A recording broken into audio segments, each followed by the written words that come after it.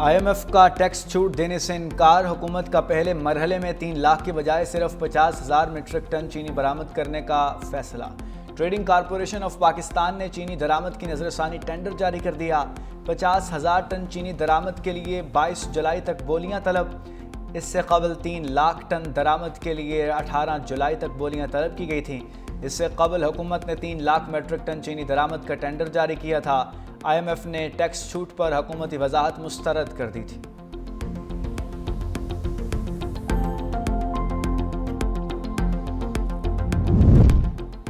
FBR کے اضافی اختیارات پر حکومت اور بزنس کمیونٹی کے اہم مذاکرات کچھ دیر بعد ہوں گے۔ مذاکرات کے لیے حکومتی وفد میں وفاقی وزیر خزانہ، وزیر پیٹرولیم اور چیئرمین FBR شامل ہوں گے، جبکہ اجلاس میں کراچی، لاہور، سیالکوٹ اور ملتان کے چیمبرز سمیت دیگر چیمبرز کے صدور شرکت کریں گے۔ ملک بھر کی دیگر بڑی تجارتی تنظیموں کے صدور بھی اجلاس میں آن لائن شرکت کریں گے۔ کاروباری افراد نے FBR کو ملنے والے اضافی اختیارات 37A اور 37B کو فی الفور واپس لینے کا بڑا مطالبہ کر رکھا ہے۔ مناسب مہلت دیے بغیر FBR کا ریکوری نوٹس جاری کرنا غیر قانونی قرار، سپریم کورٹ کا فیصلہ جاری۔ جسٹس عائشہ ملک نے 18 صفحات پر فیصلہ تحریر کیا۔ فیصلے کے مطابق ٹیکس حکام کو سزا دینے والے اداروں کے طور پر نہیں بلکہ ریاستی اداروں کے طور پر کام کرنا چاہیے۔ کمشنر انکم ٹیکس کا ایک ہی دن میں اپیل، فیصلہ اور ریکوری نوٹس جاری کرنا انصاف کے اصولوں کے خلاف ہے۔ سپریم کورٹ نے FBR کی انٹرا کورٹ اپیلیں خارج کر دیں۔ نجی کمپنی کے خلاف 2.92 ارب روپے کا انکم ٹیکس ریکوری نوٹس معطل کر دیا۔ دوسری نجی کمپنی پر 1.88 ارب روپے کی ود ہولڈنگ ٹیکس وصولی کی کارروائی بھی کالعدم۔ FBR اپنا موقف ثابت کرنے میں ناکام۔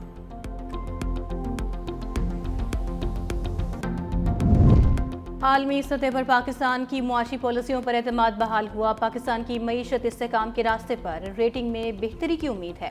وفاقی وزیر خزانہ کی موڈیز کے ساتھ ورچوئل اجلاس میں گفتگو، کہا حکومت نے طویل المدتی استحکام کے لیے متعدد ساختی اصلاحات کیے ہیں۔ بجٹ میں اخراجات میں کفایت شعاری کے اقدامات بھی کیے ہیں۔ امریکہ کے ساتھ تجارت پر مذاکرات حوصلہ افزا پیش رفت کر رہے ہیں۔ وزیر خزانہ اور معاشی ٹیم نے موڈیز کو معیشت میں بہتری کے ٹھوس شواہد پیش کیے، کہا چند سالوں میں ٹیکس ٹو GDP تناسب 13.5% تک لے جانے کا ہدف ہے۔ امید ہے عالمی ریٹنگ ایجنسیاں ان بہتریوں کو مثبت طور پر تسلیم کریں گی۔ سرکاری بجلی گھر پاور سیکٹر کے گردشی قرضے کی بڑی وجہ قرار۔ سرکاری بجلی گھروں کے اربوں روپے کے سالانہ نقصانات سے متعلق رپورٹ جاری۔ رپورٹ کے مطابق جینکوز کے بزنس ماڈل میں خامیوں سے ان کے نقصانات میں اضافہ ہوا۔ جینکو 1 سے 31 دسمبر 2024 تک 1 ارب 10 کروڑ روپے کا نقصان۔ جینکو 1 نے 120 ارب روپے سے زائد کے قرضے ادا کرنے ہیں۔ جینکو 2 دسمبر 2024 تک 3 ارب 80 کروڑ روپے کا نقصان کر چکی۔ جینکو 2 کے بزنس پلان میں ڈیٹ ری اسٹرکچرنگ کی اشد ضرورت ہے۔ جینکو 3 نے دسمبر 2024 تک 1 ارب 42 کروڑ روپے کا نقصان۔ مہنگائی کے ستائش، شہریوں پر ایک اور پیٹرول بم گرانے کی تیاریاں۔ آج رات 12 بجے سے پیٹرولیم مصنوعات 6.5 روپے تک مہنگی ہونے کا امکان۔ آئندہ 16 روز کے لیے پیٹرول فی لیٹر 6 روپے 60 پیسے تک مہنگا ہونے کا امکان۔ ہائی سپیڈ ڈیزل کی قیمت میں 5 روپے 27 پیسے اضافہ متوقع۔ اوگرا پیٹرولیم مصنوعات سے متعلق ورکنگ کی سمری آج حکومت کو بھجوائی گئی۔ وزارت خزانہ وزیر اعظم سے مشاورت کے بعد قیمتوں سے متعلق حتمی فیصلہ کرے گی۔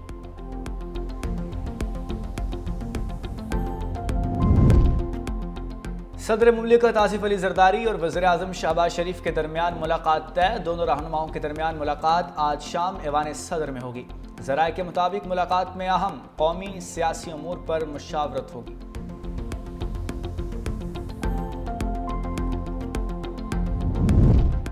وزیر اعظم شہباز شریف کی زیر صدارت ملک بھر میں دانش سکولز اور اسلام آباد میں دانش یونیورسٹی کی تعمیر سے متعلق پیش رفت کا جائزہ اجلاس۔ وزیر اعظم کی دانش سکولز اور دانش یونیورسٹی کی تعمیر میں ڈیجیٹل اور جدید کلاس رومز پر زیادہ سرمایہ کاری کی ہدایت۔ وزیر اعظم کا کہنا تھا کہ بطور خادم پاکستان قوم کے بچوں کو بین الاقوامی معیار کی تعلیم و تربیت اپنی اولین ترجیح سمجھتا ہوں۔ دانش سکولز میں اساتذہ کو بہترین پیکج فراہم کیا جائے۔ اساتذہ اور سٹاف کی بھرتیوں میں شفافیت اور میرٹ کو اہمیت دی جائے۔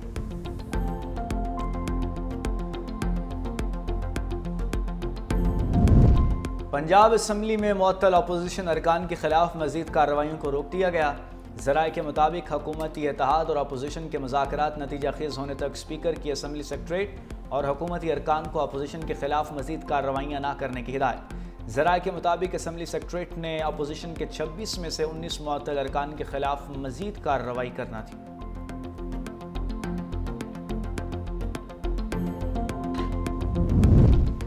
الیکشن کمیشن نے رکن قومی اسمبلی جمشید دستی کو نااہل قرار دے دیا۔ جمشید دستی کی تعلیمی اسناد کو جعلی قرار دے دیا گیا۔ الیکشن کمیشن نے جمشید دستی کے خلاف 2 درخواستیں منظور کر لیں۔ بانی پی ٹی آئی نے خیبر پختونخوا سے سینٹ امیدوار نامزد کر دیے۔ جنرل نشست پر مراد سعید، فیصل جاوید خان، مرزا افریدی اور پیر نور الحق قادری، ٹیکنوکریٹ سیٹ پر اعظم سواتی، خواتین سیٹ پر روبینہ ناز نامزد، ڈاکٹر ثانیہ نشتر کی خالی سیٹ پر مشال یوسف زئی امیدوار ہوں گی۔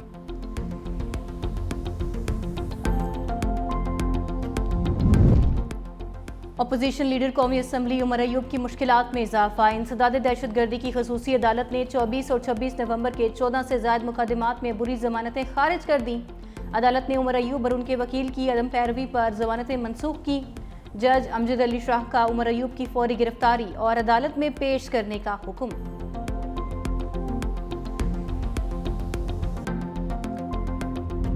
لاہور سمیت پنجاب کے مختلف شہروں میں موسلادھار بارش۔ اسلام آباد، رینالہ، خورد اور قصور میں بارش کے باعث کرنٹ لگنے سے 3 افراد جاں بحق ہو گئے۔ فیصل آباد میں بارش کا پانی گھروں میں داخل، سیوریج کا پانی گھروں میں داخل ہونے سے شہریوں کو شدید مشکلات کا سامنا۔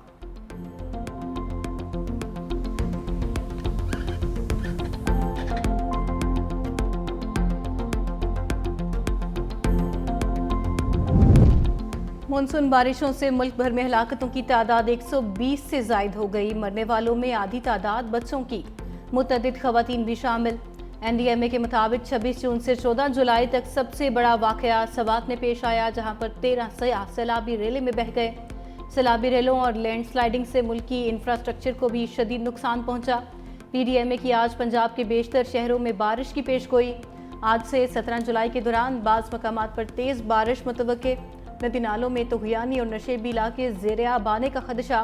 پی ڈی ایم اے کے مطابق دریائے سندھ میں تربیلا اور تونسا کے مقام پر نچلے درجے کا سیلاب ہے۔ چشمہ اور کالا باغ کے مقام پر پانی کا بہاؤ نارمل ہے۔ دریائے راوی، چناب، جہلم اور ستلج میں پانی معمول کے مطابق بہہ رہا ہے۔ ڈیرہ غازی خان کے رود کوہیوں میں پانی کا بہاؤ نارمل ہے۔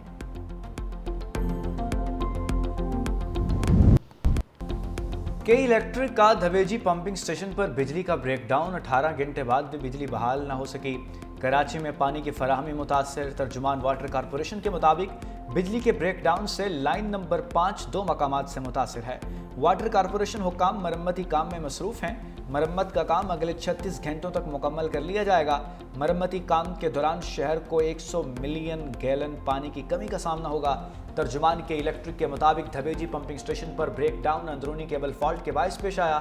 اندرونی فالٹ کی درستگی کے لیے 4:30 بجے صبح رابطہ کیا گیا کہ الیکٹرک سائٹ سے پمپنگ سٹیشن کو سپلائی میں رکاوٹ نہیں۔ پاکستان نے جنگ کے دوران جس طرح ساتھ دیا وہ کبھی نہیں بھول سکتے۔ پاکستان کے ساتھ اپنے تعلقات کو انتہائی اہمیت دیتے ہیں۔ صہیونی حکومت مسلم ممالک کے درمیان تقسیم اور کمزوری پیدا کرنے کی کوشش کر رہی ہے۔ اسلامی ممالک کے درمیان اتحاد اور ہم آہنگی ناگزیر ہے۔ ایرانی صدر مسعود پزشکیان کی وزیر داخلہ محسن نقوی سے ملاقات میں گفتگو۔ وزیر داخلہ محسن نقوی نے ایرانی صدر مسعود پزشکیان کو جنگ میں عظیم فتح کی مبارکباد دی۔ محسن نقوی کا کہنا تھا کہ ایران کے سپریم لیڈر سمیت پوری قوم نے جارحیت کا ڈٹ کر مقابلہ کیا۔ وزیر داخلہ محسن نقوی نے وزیر اعظم شہباز شریف کی جانب سے ایرانی صدر مسعود پزشکیان کو نیک خواہشات کا پیغام پہنچایا۔ محسن نقوی کی ایران کے سپریم لیڈر آیت اللہ خامنائی کے مشیر اعلیٰ برائے بین الاقوامی امور ڈاکٹر علی اکبر ولایتی سے بھی ملاقات ہوئی۔ رائل انٹرنیشنل ایئر شو کے لیے پاکستان کے JF-17 تھنڈر کی دھوم۔ پاکستان کا C-130 کو ہرکولیس اور IL-78 طیارہ بھی شو کا حصہ ہوگا۔ بھارت کے کسی طیارے کو ایئر شو میں شامل ہی نہ کیا گیا۔ RIA شو 18 سے 20 جولائی تک ہوگا۔ دنیا بھر سے بہترین طیارے حصہ لیں گے۔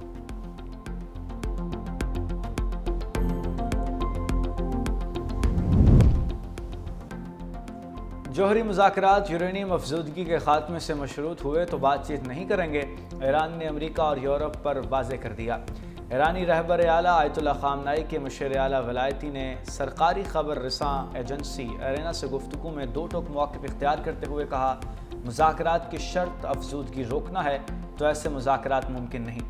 ادھر ایرانی وزارت خارجہ کے ترجمان اسماعیل بقائی نے بھی اس موقف کی توثیق کرتے ہوئے کہا کہ تاحال ایران اور امریکہ کے درمیان کسی ممکنہ ملاقات کے لیے تاریخ، وقت یا مقام کا تعین نہیں ہوا۔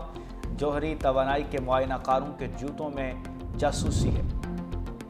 غزہ میں صہیونی فوج نے انسانیت کے پرخچے اڑا دیے۔ پانی کے انتظار میں کھڑے فلسطینی بچوں پر فضائی حملہ، 6 بچوں سمیت 14 افراد موت کی آغوش میں چلے گئے۔ غزہ میں پانی کے حصول کے دوران اب تک 700 سے زائد افراد شہید ہو چکے۔ رپورٹ کے مطابق اسرائیلی فوج نے 112 میٹھے پانی کے مراکز کو نشانہ بنایا اور 720 کنویں تباہ کیے، جس کے باعث 12 لاکھ سے زائد افراد پینے کے صاف پانی سے محروم ہو گئے۔ اسرائیل نے غزہ کے لیے ممنوعہ اشیاء کی فہرست میں بنیادی طبی آلات بھی شامل کر دیے۔ جنریٹرز اور موبائل ہیلتھ کلینکس کے لیے عارضی خیموں کے داخلے پر بھی مکمل پابندی۔ اسرائیلی حکام نے دعویٰ کیا ہے کہ حماس ان طبی آلات کو ہتھیار سازی کے لیے استعمال کر سکتی ہے، اس لیے انہیں غزہ میں داخلے کی اجازت نہیں دی جا سکتی۔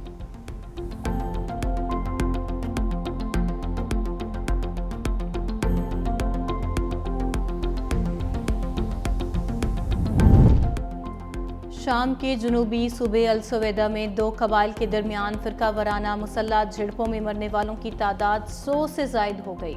200 سے زائد افراد زخمی، ہلاکتوں میں اضافے کا خدشہ ہے۔ حکام کے مطابق جھڑپوں میں ہلاک ہونے والوں میں 80 سے زائد دروز اور 20 قبائلی شامل ہیں۔